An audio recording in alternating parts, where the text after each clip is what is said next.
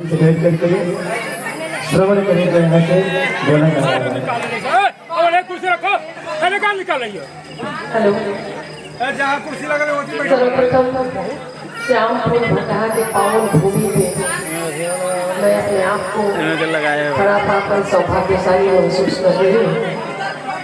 और उससे भी ज़्यादा सौभाग्य की बात मेरे लिए ये है कि आज इस आरती में शामिल होने के लिए महाराज पुरुषोत्तमाचार्य जी का आशीर्वाद प्राप्त हुआ। यहाँ पे उपस्थित तमाम देव दुर्लभ लोग, वरिष्ठ प्रज्ञावान और प्रगल्भ लोग और जितने भी भाई बंधु खड़े हैं, मातृशक्तियाँ खड़ी हैं, आप सबों को सबसे पहले मैं आदि शक्ति स्वरूपा माँ दुर्गा के पूजनोत्सव का हार्दिक बधाई देना चाहती हूँ, नमन निवेदित करती हूँ। वो कहते हैं ना कि हम उस सत्य सनातन संस्कृति के भाग हैं, सत्य सनातन संस्कृति के संतति हैं, जो शायद विश्व में एक ऐसा सनातन धर्म है जहाँ सिर्फ महिलाओं को, स्त्रियों को, देवियों को देवत्व का उत्कर्ष प्राप्त है। इस पूरे जगत में कोई ऐसा धर्म नहीं है जिसमें स्त्री को, शक्ति स्वरूपा को कोई जगह दिया गया हो। हर धर्म में स्त्रियां सिर्फ भोग्या है, सिर्फ और सिर्फ इस्तेमाल का चीज है। लेकिन एक जो सत्य सनातन धर्म है, आज से पीछे हम जाए, मध्ययुगीन भारत को देखें, जहाँ पे गार्गी हुआ करती थी, लोपा हुआ करती थी, मैत्रेयी की कहानी हम पढ़े, उदय भारती को हम सुने, तब हमें एहसास होगा कि हम मातृशक्तियों का कितना सम्मान करते थे। और माँ का जो 9 रूप है, इस 9 रूप के पीछे क्या उद्देश्य है? 9 दिन का ही दुर्गा पूजा क्यों मनाते हैं? आप अपने शरीर को देखिए, आपके शरीर में मात्र 9 द्वार है, आप गिन कर देखिए, मात्र 9 द्वार ईश्वर ने रचा है। और सृजन की क्षमता मातृशक्तियों के पास है। उस शिशु को भी माँ 9 महीने ही गर्भ में रखती है।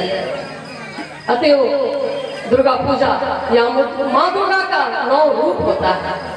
माँ दुर्गा शैलपुत्री से शुरू होकर सिद्धिदात्री तक पहुँचती है।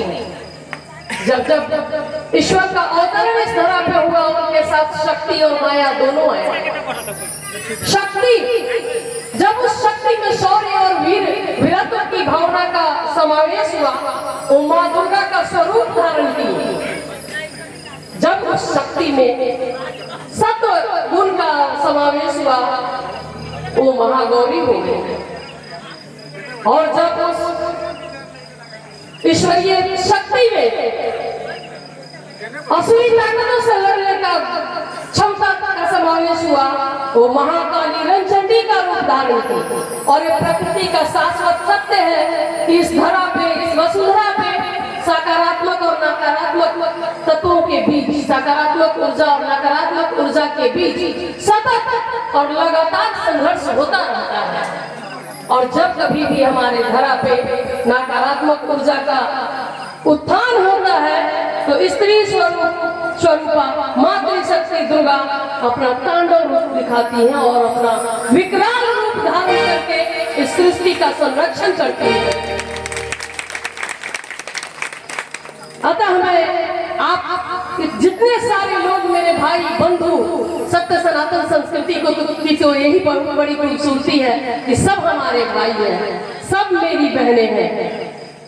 आप सबों से आज एक करबद्ध आग्रह करूंगी मैं कि साल में हम 2 बार देवियों की पूजा करते हैं, कन्याओं की पूजा करते हैं, मात्र 18 दिनों के लिए।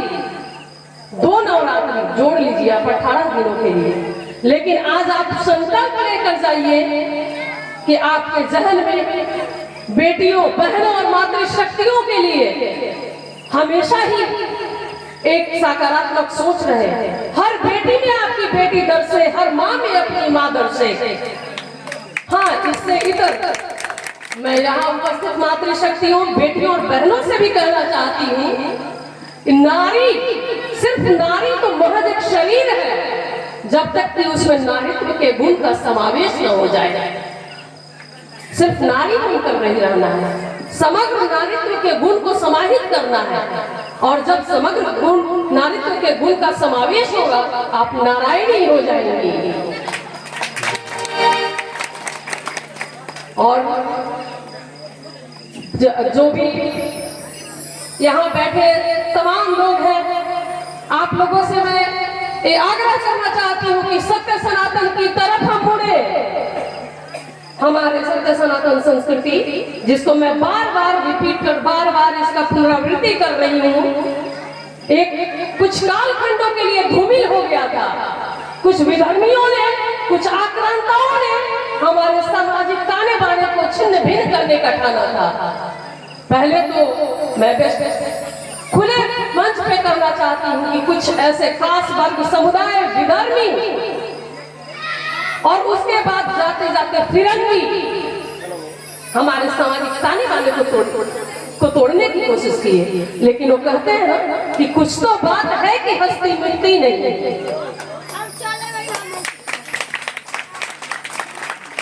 कभी भी हमारी संस्कृति दम नहीं तोड़ी। हम हर आक्रांताओं से लड़ते रहे और आज भी जिंदा है। और अभी तो मुझे दिख रहा है कि हम मध्ययुगीन भारत की तरफ जा रहे हैं, और इसमें आप तमाम लोगों के सहयोग की और सकारात्मक प्रयास की जरूरत है। हम अपने गौरवशाली और समृद्ध अतीत को याद करें, सत्य सनातन संस्कृति को याद करें, और इस दिशा में हमेशा प्रयासरत रहे। इन्हीं चंद शब्दों के साथ अगर मुझसे कोई भूल हुई हो तो इसके लिए क्षमा चाहूंगी। धन्यवाद।